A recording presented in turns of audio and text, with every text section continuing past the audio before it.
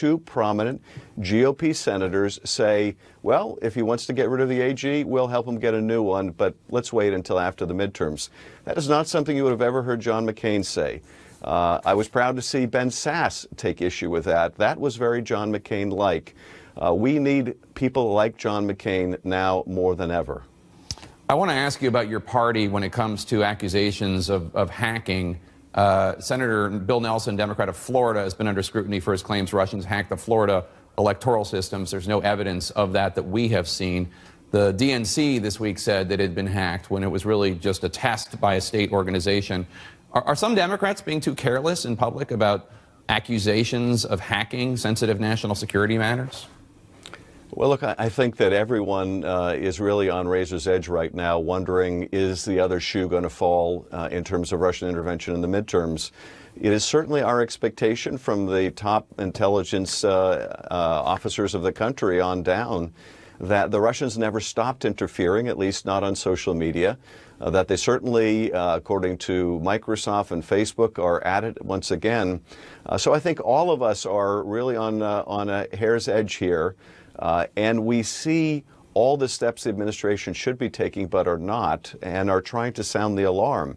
But yes, we have to be careful and make sure that we're very precise about what we say to the public. We want the public to have confidence not only that the government is doing what it should, and that's hard to have at the moment, but that we aren't going to cry wolf, that we're going to be very specific when we see foreign intruders.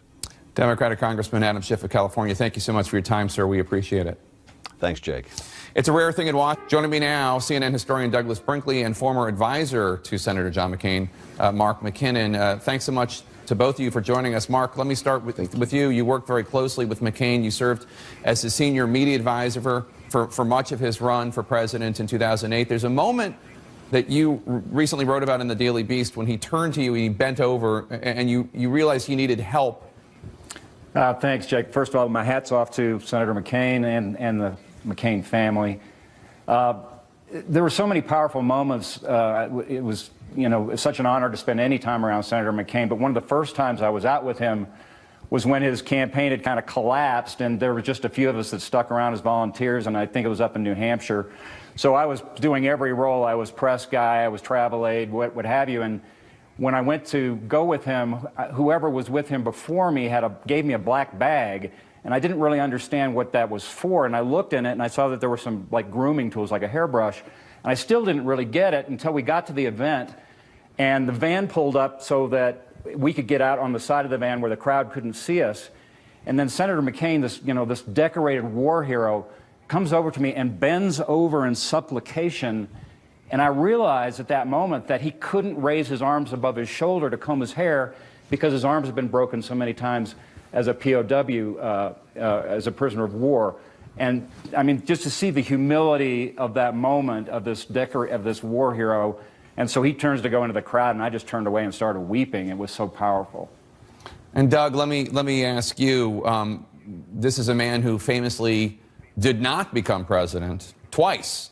But there are few politicians, I would even posit even some presidents, who haven't risen or didn't rise to the level of prominence and admiration that Senator McCain has. Put that in perspective, if you would. Well, that's a good way of putting it, because McCain is something larger than a politician. He's a folk hero. We honor him for his Vietnam service. The fact that he spent that 5.5 years in a POW camp, was tortured, beaten, and yet came out stronger. And he became our kind of a promoter all over the world of the values of American democracy. His disdain of tyranny and communism, autocrats, and he was ceaseless on that, but he did it with an incredible sense of humor. The late Tom Wolfe, Jake, who died, or wrote the famous book, The Right Stuff, about the Mercury astronauts, was looking, what is that quality of the right stuff in a certain particular military person going to space back in the early 60s. The right stuff is John McCain. He had it all: duty, honor, country, the patriotism, his idealism and belief and love of this country, and that Theodore Roosevelt sense of the great American outdoors. Senator McCain's love of the Grand Canyon and hiking, and where he passed in Sedona, that beautiful part of our country. That landscape was part of him too. He always was a man of the West.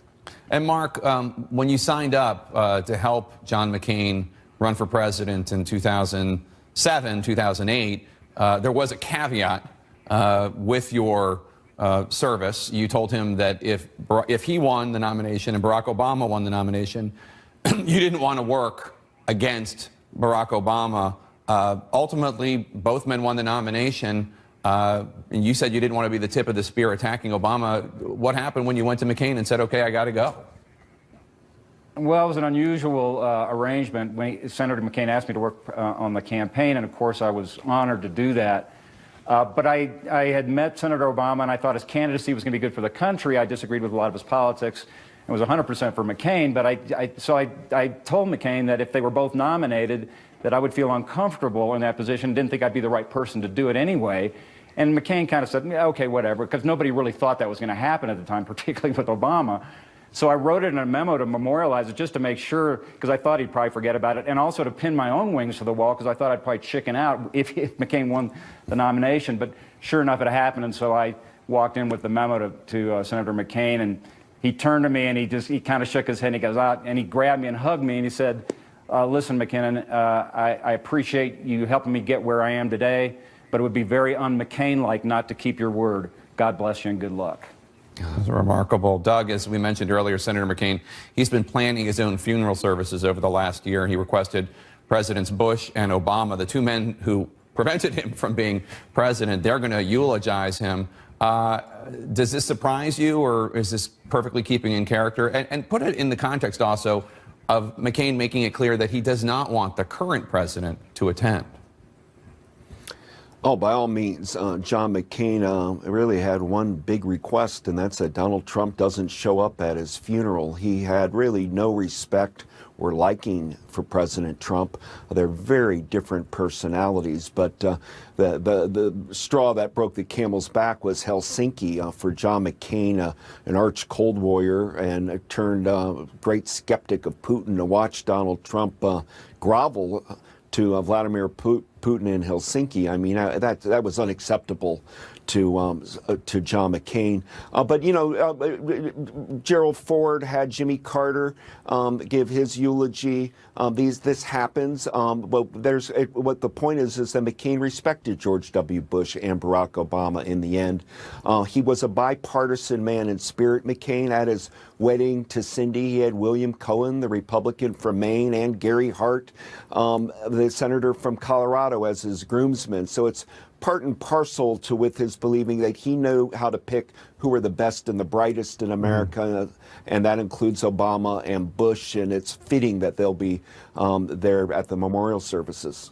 And Mark, one of the reasons I think this feels like such a gut punch to so many of us, including both of you, is that the environment that we're in right now. I wouldn't exactly say it's a pride of lions in the Senate these days, and McCain tried to stand for bipartisanship and decency, straight talk, and we have the exact opposite of that in a lot of quarters. Well, that's what really hit me, Jake. You know, the news was expected. We knew that this disease was going to take the senator at some point. We wish not this early, but when I heard it, of course, immediately I missed the man, but I also had just this overwhelming sense of how much we're going to miss his voice. We're just going to miss his voice in Washington. We're going to miss it in American politics. We're going to miss it in the world stage. And, you know, so we're going to miss the man. We're going to miss his principle. He's really, for a lot of young politicos and aspiring journalists and others who are in the public policy arena, he represented an ideal. And also what a lot of people have said on the program today, Jake, is he was so much fun. I had the honor of working for both President Bush and Senator McCain. I love them both, but both operations were so different. Working with George Bush was like working in the Royal British Navy. Working with Senator McCain was like working with the Pirates of the Caribbean. Such a great memory. Mark McCain and Doug Brinkley, thanks to both of you for being here this morning. We appreciate it. Thank what's you. going on in this country, Dan. Well, no question, in recent years, last year and a half, 2 years, he was trying to sound the alarm. But that reminds me, seeing that clip reminds me, and even what you said about how he handled himself in the Arizona newsroom, you know, we shouldn't lose sight of the fact that there was something genuinely noble about John McClane. I think all you need to know about him is when he was a prisoner of war with the North Vietnamese, he had been there a while. When they offered to release him, because in respect of his father, who was commanding the American forces in the Pacific, John McCain wouldn't go unless they released all of them. As a consequence, he spent additional years in the prison camp. Now, that alone speaks so well to his character. Yeah. But, you know, we've talked of him in the opening, statesman, warrior, war hero, public servant. But in the end, John McCain was, is, and shall remain a noble man. That's his basic legacy. One of his sons, Jack McCain, has shared a tribute in the past few minutes on social media. If we can put that on screen. He says, "It is not the man that was great, but instead his desire to serve a cause greater than himself that defined his life. To me, he was a giant, but to him, he was an imperfect servant of the